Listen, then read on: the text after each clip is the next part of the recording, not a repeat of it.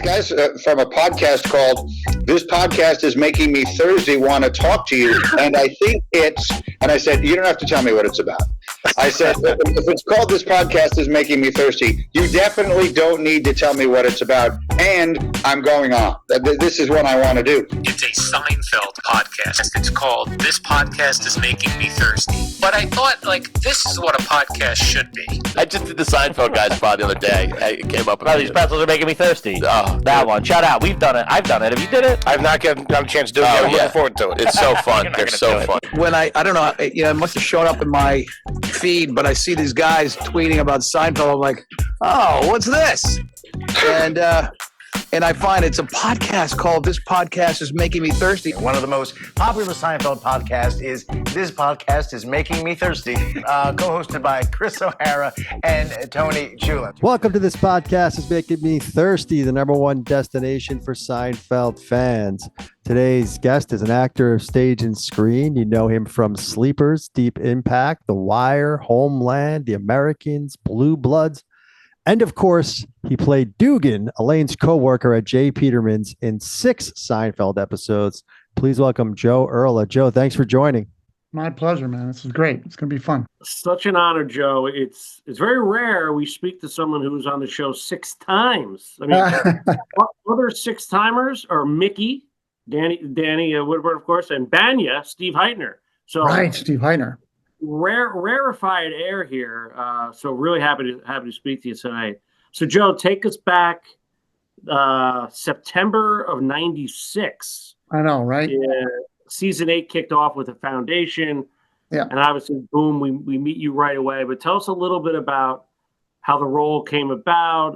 Was there some sort of audition process? Would love to hear how you landed that role. Well, I landed it because I won the lottery. But when I had just, this is kind of an interesting anecdotal story. I had just finished playing Iago in Shakespeare Festival LA's production of Othello, right? So I that's why I had a beard in that first episode of Seinfeld in the foundation. I had a beard. That's the beard that I had worn on stage. And the audition for this was in August. And then really quickly, we shot it in September, and then it aired in September of '96. But I think this is a really good story because when you're an actor in LA, right, and you're trying to get, a series, you're trying to become a whatever TV star, and then your agent calls you, and the first words out of her mouth are you sitting down? I was like, well, no, not yet, but I will right now. I'm gonna sit down. What's going on? That's really, impactful words. And she says, Meg Lieberman, the casting director, who I'd met but she'd never cast me anything. Meg Lieberman wants to bring you in for a possibly recurring role that starts in the first episode of season 8 of Seinfeld. And, these are the words every young actor probably wants to hear, right? This is not, sure, it wasn't the pilot for Seinfeld, but this was the best show on television. And all of my efforts in the sitcom world in LA appeared to be paying off, right? When they call you and say, they're introducing this character. And then you get the sides for the audition. And the sides for the audition, it's all Dugan. They initially were conceiving Dugan as a kind of a Newman-esque character, right? A character who was going to be Elaine's nemesis, right, was going to be just destroying her life, whatever possible, every opportunity. So it was doubly exciting to get that initial script, right? To get those sides. And so when I got it, we all kept our fingers crossed. This is, possibly recurring. Let's just try and do a good job. I go to the first table read of Seinfeld, which again, it's hard for me, Joe Urla, actor who grew up in a small town in Michigan, to really take this in that I one time in my life 30 years ago showed up and sat down at this table with Jerry Seinfeld and Kramer and with all these people who I didn't just like, but who I revered, who were, Elaine was fresh off of Saturday Night Live, and Jason Alexander was a Broadway musical theater star, and Jerry Seinfeld was Jerry Seinfeld, So that was really thrilling beyond belief. And then to have on top of that, the first script which was about 45 pages long, 45 minutes long. They were really giving you tons of stuff to do. They were really introducing this major character for the show. And so I must have pinched myself 1,000 times, and I was incredibly happy. One of the things that happens in sitcom, I've done a lot of sitcom, guys, right? One of the things I know, both from being a series regular and just from being guest stars, is that the Monday script is never the same as the shooting script. The Monday script is about 45 minutes long, but that episode's got to be 22. So it wasn't just that they pared down Dugan. They pared everybody down, So there was no room for ego in that situation. You just go, I'm so happy. I'm so lucky to be here. Whatever you give me, I'm going to do as best as I can. And Kramer's losing stuff too, and Jerry's giving up stuff too, because they needed to determine what the focus of the storylines was going to be, right? And I think Elaine, she had just won the Emmy the year before.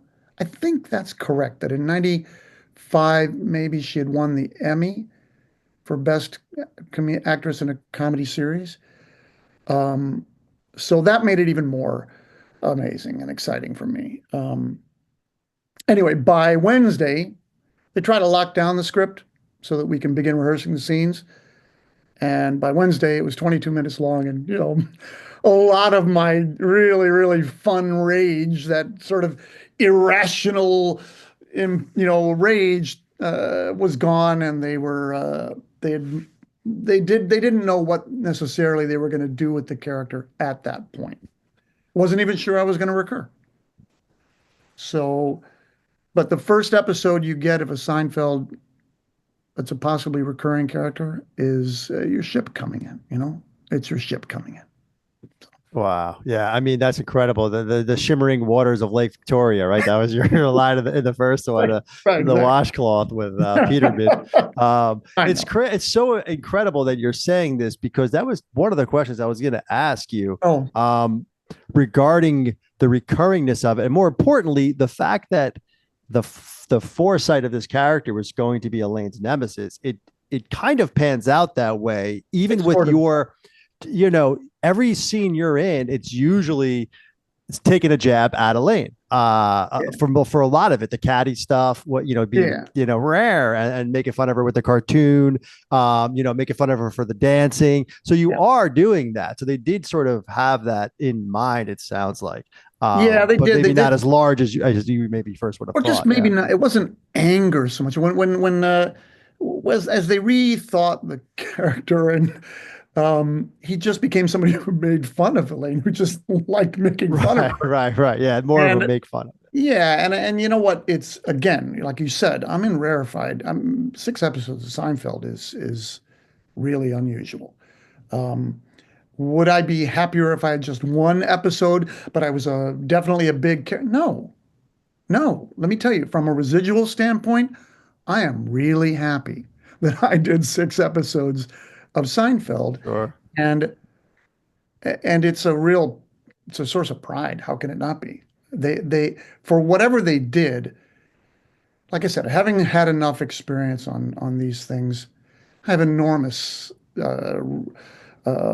respect and for the guys who write these shows, for how difficult it is to do 22 minutes of genius. And Seinfeld, as you guys know, is 22 minutes of genius more often than not. And my appreciation for the show is greater now than it was when I was doing it.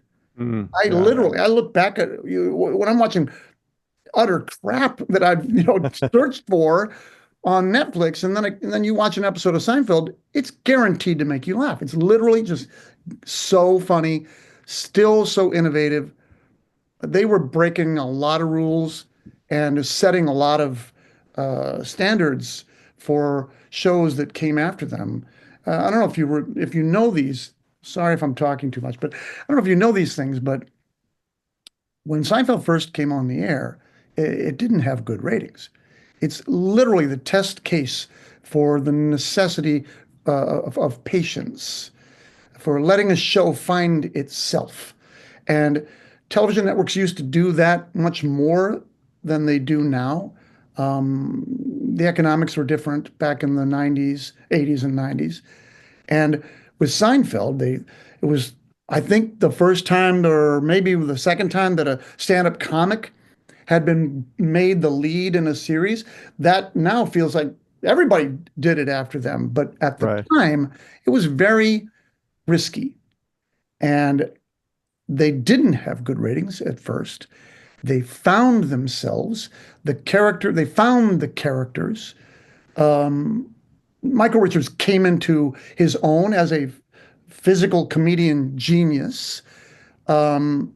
Everybody sort of blossomed over the course of 2 seasons, and the rest is history.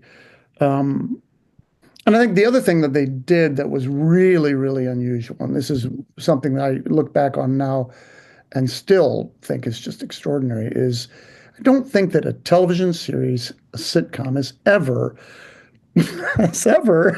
allowed guest stars to hate series regulars. Literally, this was something that just you didn't do, right? But they did it because they were not afraid to make all of them look bad.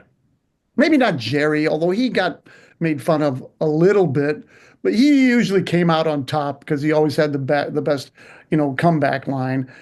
But Kramer's a clown. Elaine is an idiot often, Jason Alexander is completely humiliated almost every single episode, So it was very, very innovative at the time, and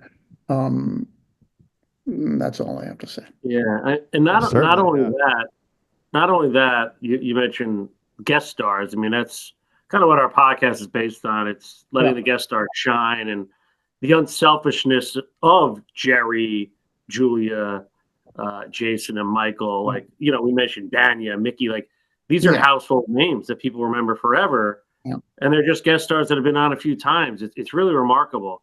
Yeah. So and it's funny, the foundation, you mentioned this. We spoke with Skip Collector. It was his first episode. He was the editor of that episode.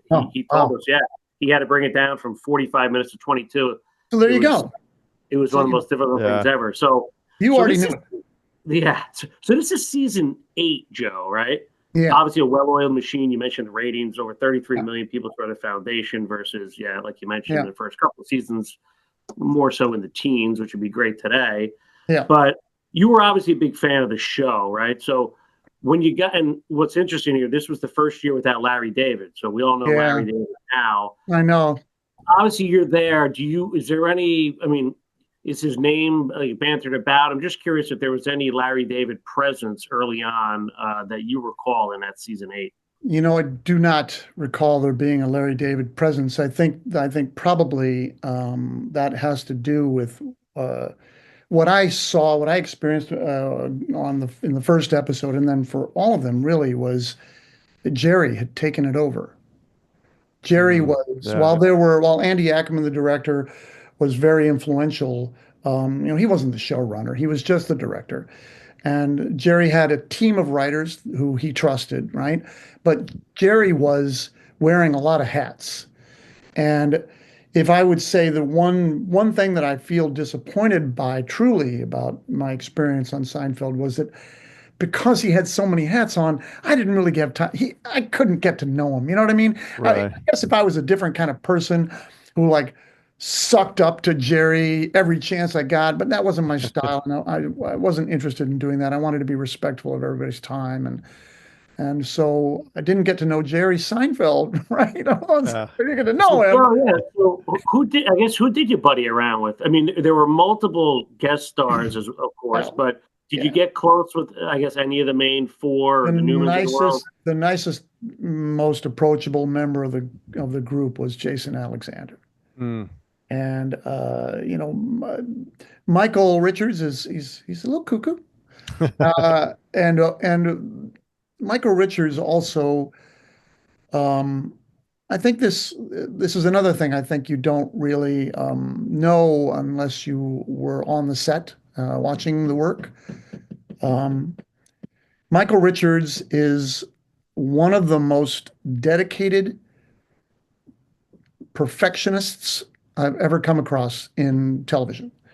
Michael Richards didn't just spring these entrances on, improvisationally. He dude worked them. He finessed them. He every time he could, when the camera wasn't on him, he was working out the business that we then saw on camera.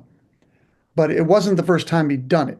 So it looks amazing and spontaneous and like out of control energy, but he achieved that by diligently working, by finessing it, by perfecting it, right? So as a comedic talent, I have just in tremendous respect for Michael Richards. And it's because I saw him work, right? Because I got to watch him.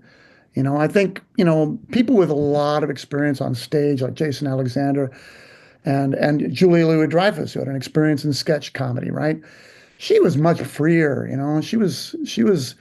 she could invent stuff in the moment.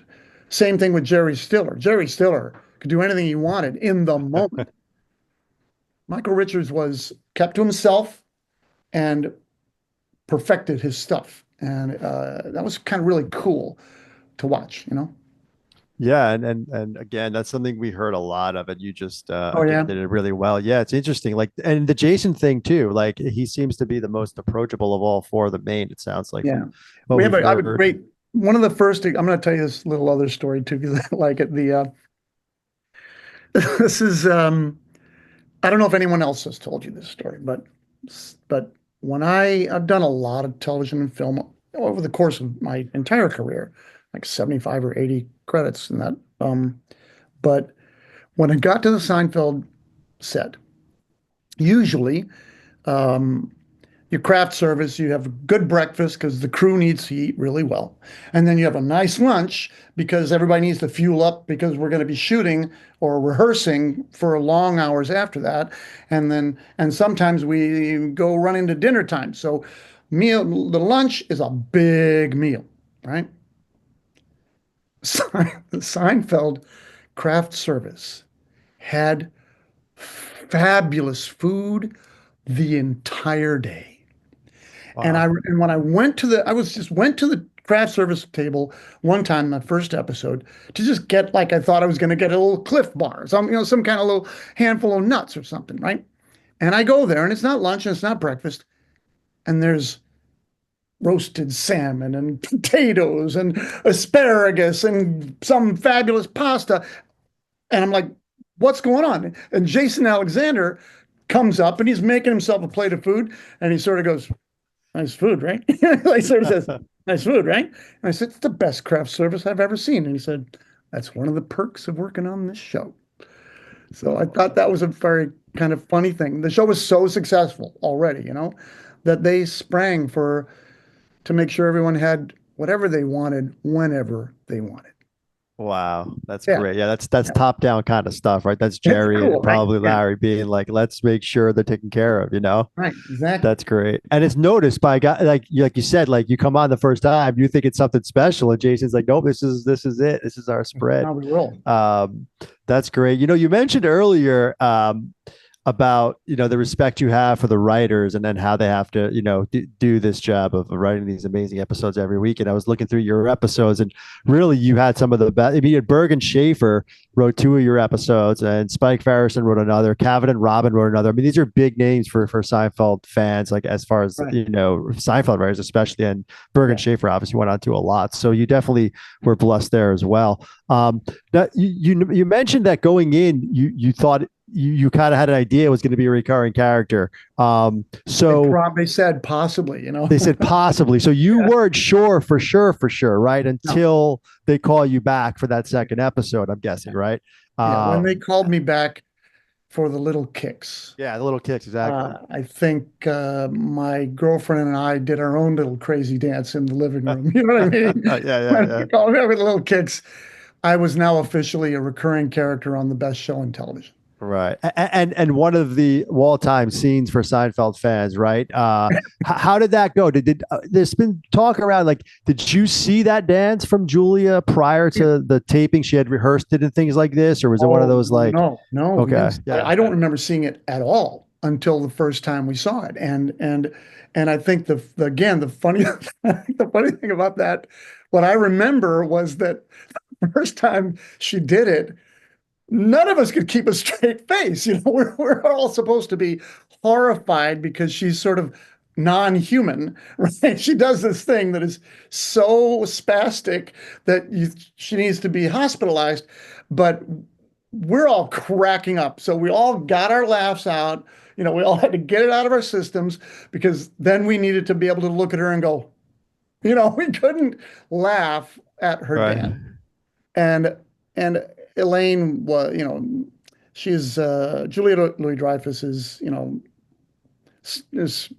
really fabulous, with very, for as heady as it was for her to win the Emmy, and I'm sure as jealous as all the other members of the cast were that she had won the Emmy, not them. She had very little vanity. She was really comfortable being, having egg on her face. And that's kind of the sign of a really smart actor, in my opinion. And the other thing I would say about Julia Louis-Dreyfus, that I don't think, because I was there live, right? I get to say these things. I don't think I've met a lot of people, a lot of movie stars and a lot of television stars, and we see them on TV. If you're up close, if you're right next to them, if you're sitting next to them, and you take a nice long look at their faces, you see things that you just don't see on TV. And Julia Louis-Dreyfus was and certainly is all still, but drop dead gorgeous. I mean, up close, her skin was like porcelain. Her hair doesn't look real. It's like some kind of Greek painting. It was like crazy curls, tight curls of jet black hair, and this porcelain skin and eyes that seem a little bit too big for normal faces. And she is lit from within on top of that, right? And she's got very little vanity. Was able to make fun of herself. So I love her. The only thing I don't love about her is that I should have been on Veep, and I may never forgive her for forgetting about Dugan and not making her press secretary on Veep. I should have been her press secretary. That's true, and yeah, she's had quite a few shows after that. Obviously, Veep was the biggest with David Mandel as well. Yeah.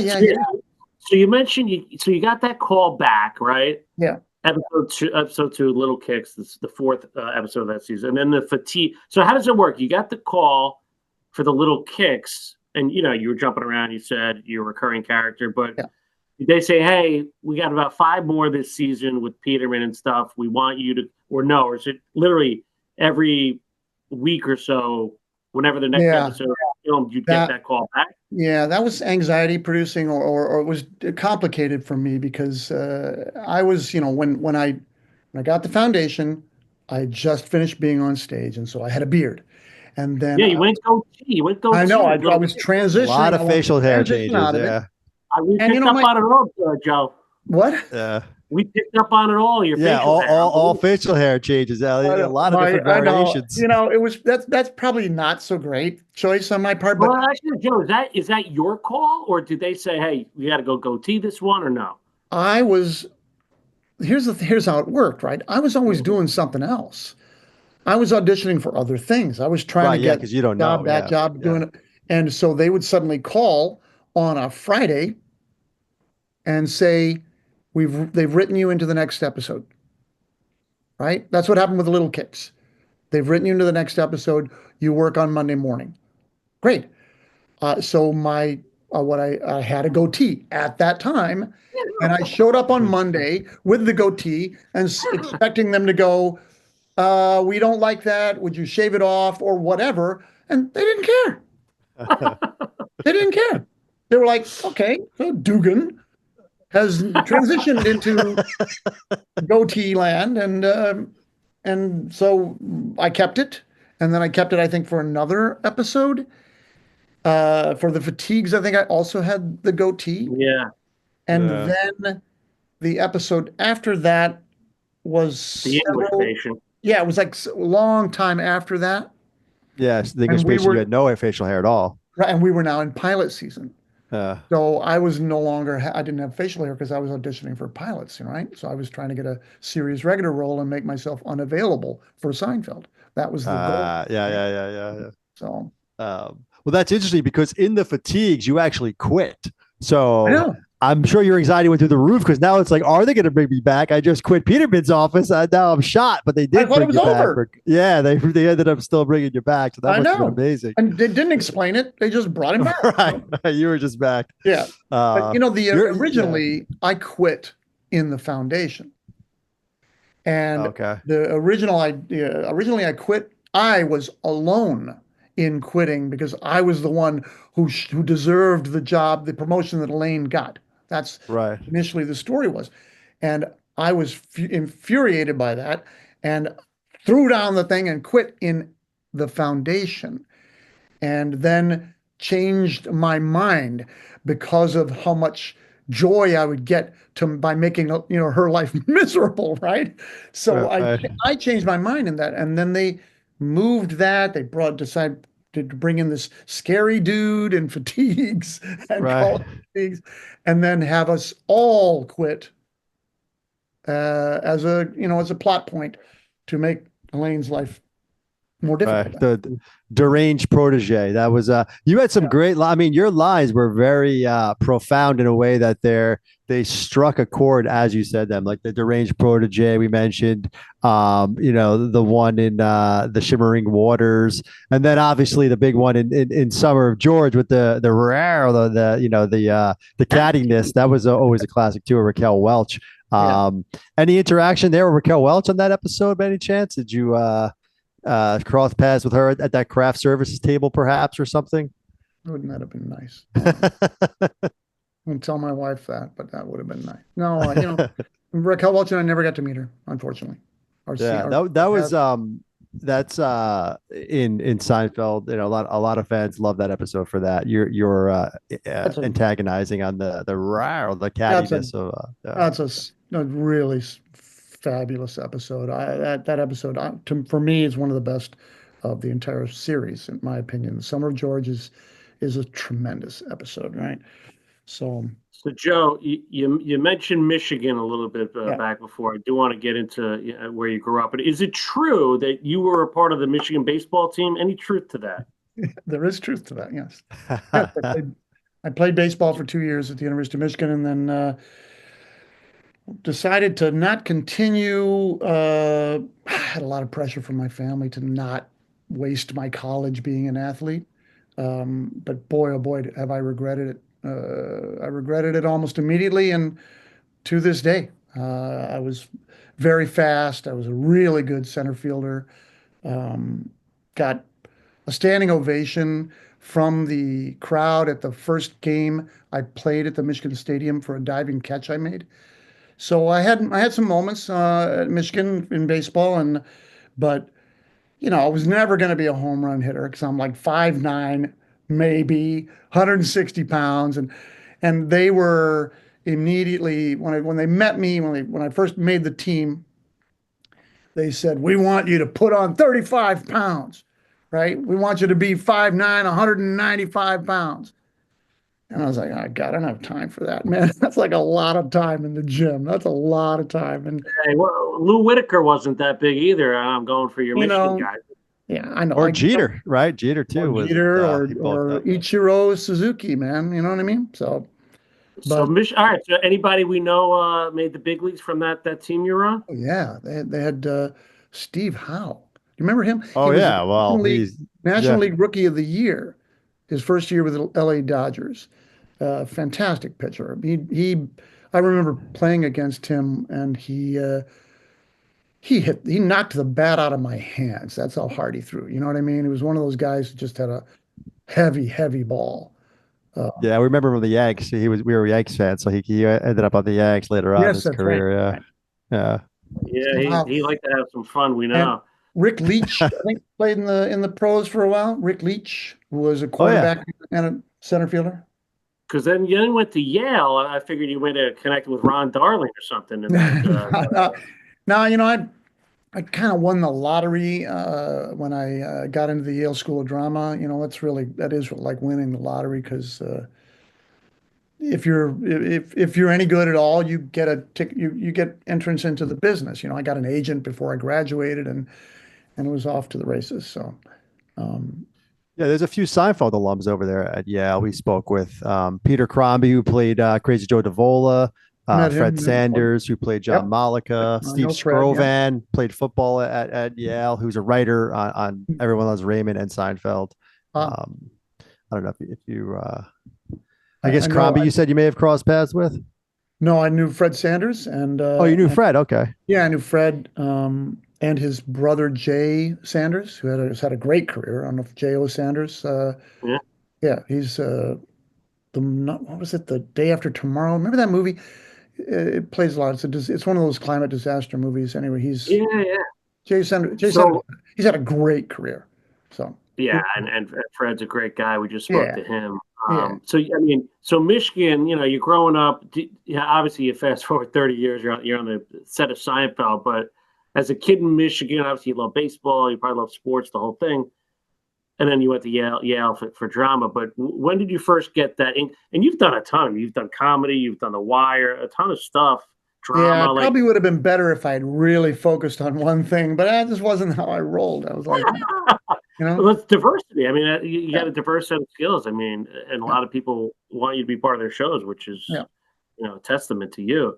But when did you was it high school? When did you know you had this kind of itch that you wanted to act? I always did sort of everything. So I was, I was valedictorian of my high school, and I was also captain of the baseball team, and I was also head drum major of the marching band and the lead in the school play. So I was one of those kids, right? And so I don't think I really thought acting was for me even though I was doing theater every now and then, a little bit, until some point when I was at Michigan and I was really on a science track. My mother wanted me to be a doctor, and I thought didn't really want to be a doctor, but I thought research sounded really great. Biomedicine. I really wanted to be one of those guys who lived in a tent in the rainforest and studied, tried to find a cure for cancer, right? That's what I thought was interesting. And I was a really good student, but the theater sort of got me when I started studying theater history. And I actually know his name, the guy who convinced me to be an actor, right? He was my theater history professor. His name was Mark Pilkington. And he told me that theater had been important throughout human history, or for so long in human history, that it's important for community. Like it was really important in Greek times, and then really important in various cultures, over the course of human history, that it actually helped people.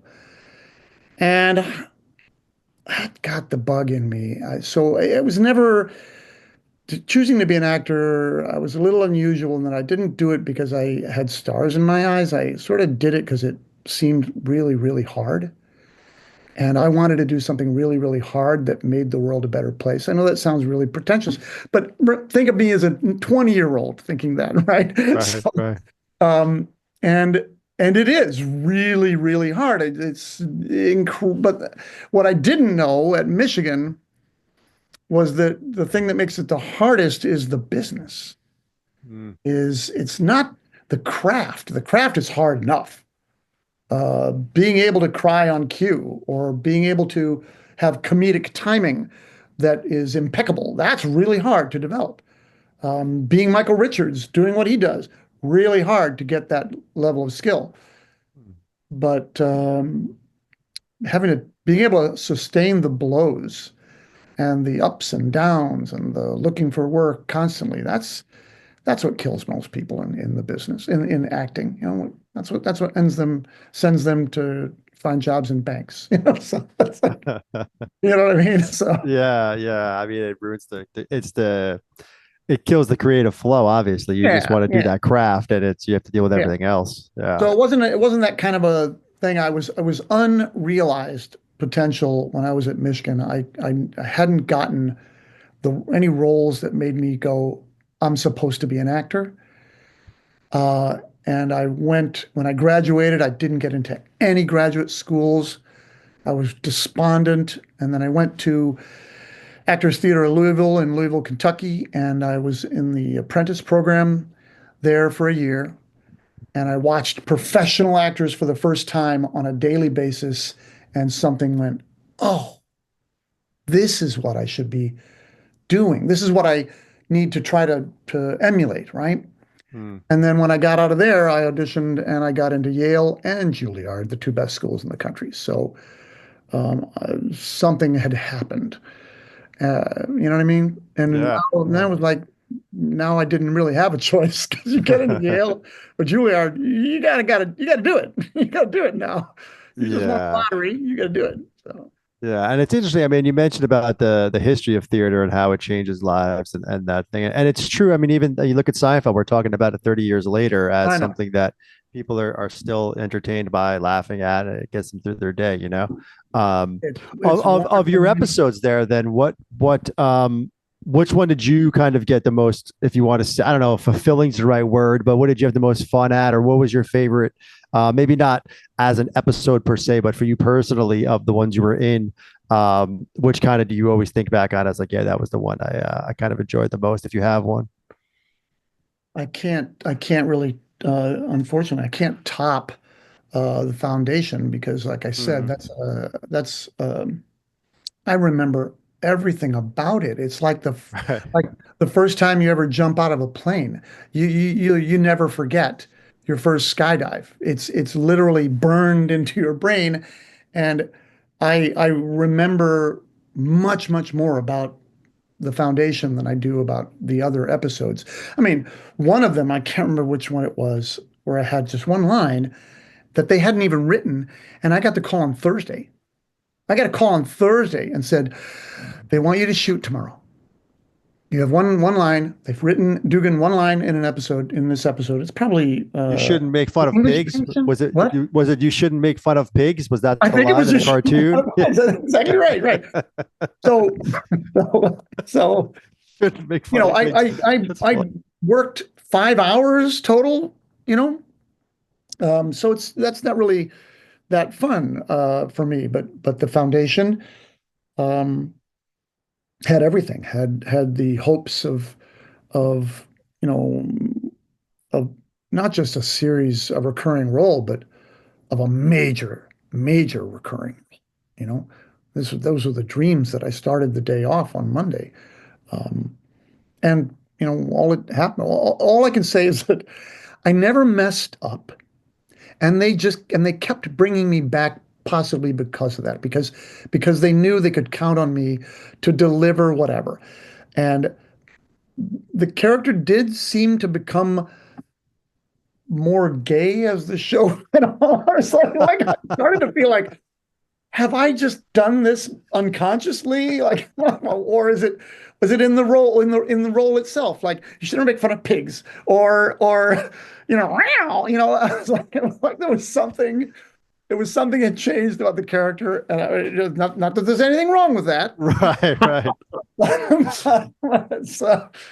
But it did seem like there was. It did have that vibe, yes. It had that vibe ultimately. So Dugan. So Joe, I was looking at the dates. The cartoon, it aired in January of '98, and if memory serves me, Jerry made the announcement that this was going to be the final year in December of '97, if I recall. You're good memory. The show for the New York Times.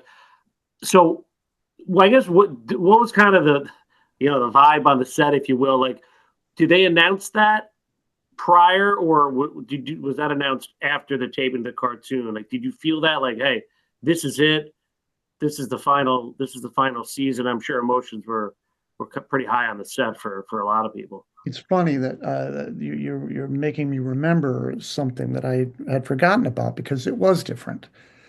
The feeling on the set was different.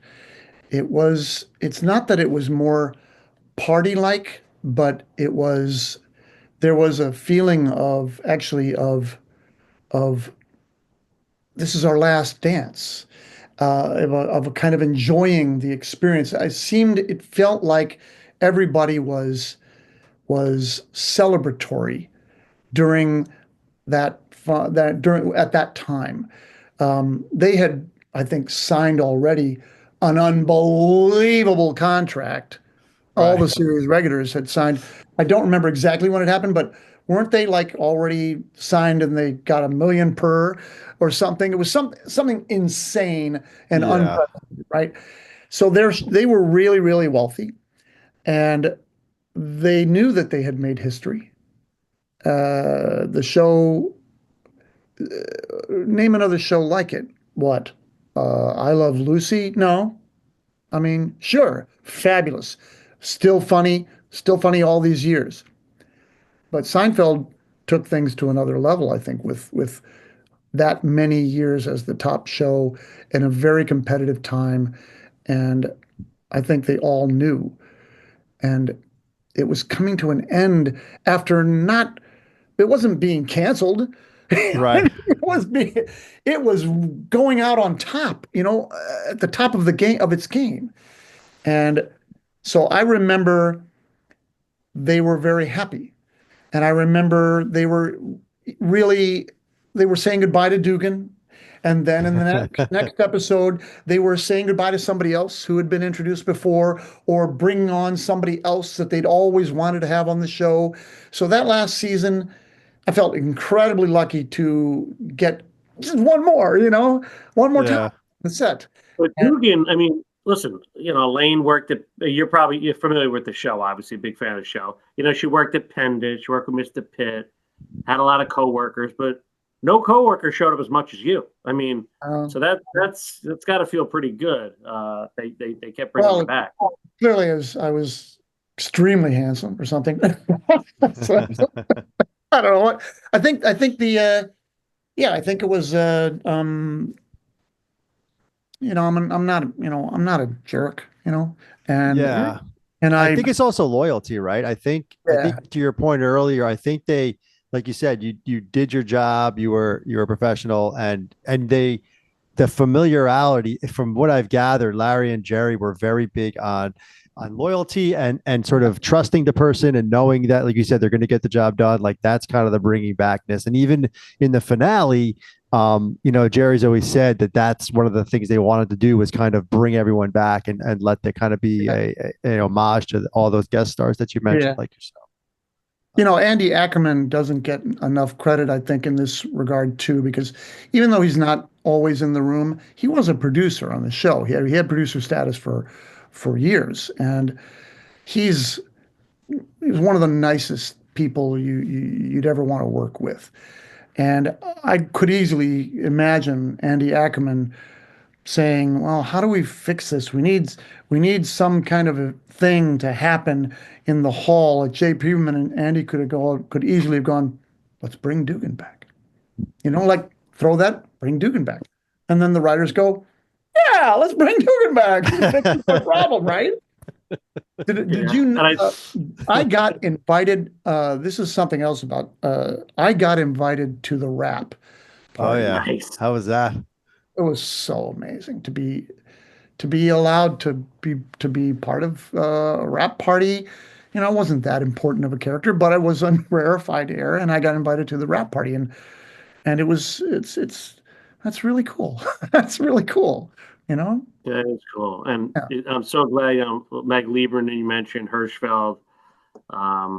They always found these incredible actors to just shine, and they'd find Matlock. It's funny. I got to ask you about Matlock because you know who's on the episode of Matlock and also in the Fatigues with you. Yes. Wilhelm. Yes, the old guy. What was the name? Richard Hurd. Richard Hurd. Yeah. I was trying to remember when I was watching it. I was trying to remember where did I work with him? But I worked with Victor Rader Wexler, who played the doctor at the end. I'd worked with him on stage before. So there was a couple of other times where there were actors on. Home Improvement. You worked with Gretchen Germain. She was Tan Pants in season 2, if you remember. I'm taking you back here. You didn't know it was a Seinfeld with you, but blow my mind. I got another question for you, Joe, because you were there for pretty much the last season, right? You said there was a different vibe, and you were also on the set of The Wire the last season. Like, quite frankly, 2 of the most prominent shows, probably in the last 50 years, if you will. Yeah. How are they similar? How are they different? Like, tell me a little bit about. I know you give me that face. But obviously, one's a comedy and one's The Wire was a very, very serious set. It was a very, very serious set, and had incredible integrity, and there wasn't joking around at all ever on The Wire, because the stakes were always high. And the subject matter was always slightly dark, and so I had to bring. I'm playing like sort of gay Dugan on the Seinfeld, and then on the Wire, I'm doing. I never got the gay thing. Republican jerk, political, animal, and that's cool. But I had to be that guy when I walk on. To the set. I had to own that one too. So I remember The Wire being, for me, I kind of wanted to really be legit. I have so much respect for that show, and I wanted to be not just believable in it, but a little bit snake-like. So. I don't remember any of that camaraderie and fun. There's none of that on The Wire, Interesting. Yeah. Can I say something else about Seinfeld? Because I don't know. Yeah. It's something that I don't think a lot of people who haven't been there, understand, which is that live is almost a lost art, and for the audience at Seinfeld, they've been warmed up by Jerry or by somebody else. Then they watch these brilliant people do this stuff for the first time, and it's insanity in the audience. It's insanity in the audience when it's being done live. Television episode, a sitcom episode, is all edited. It's edited together, but a live performance is like a live sketch comedy performance of a sitcom. And it's really thrilling. It's really thrilling for the audience to see Kramer do his entrances. It was incredibly thrilling to see Jerry Stiller suddenly attack Elaine, it wasn't even the script for him to attack Elaine. That was something he just did because Julia Louis-Dreyfus gave him too much sass, and he's Jerry Stiller. So, and for the audience, that was astonishing. And I think as funny as we feel the show is, imagine what it was like to watch it live. That's all I wanted to say. Imagine what it was like to watch it live. It's a whole different ballgame. Yeah, you had a front row seat too, right? Front row seat. Exactly. So anyway. Well said. Listen, I mean, we can go through the names, right? I mean, Tim Watley, Jackie Childs, the Braless Wonder. Guess who was in more episodes than all of them? Joe Urla. Oh man, Joe. All right. Dugan. All right. Thanks so much. I mean, My pleasure. you are in Seinfeld lore. You are a pro's pro, and we can't thank you enough for spending some time with us tonight. This is a great pleasure, guys. Have a good one. Thank you so much again. Thank you, Joe. This was great. All the best. Thanks. Be well. Cheers. Bye.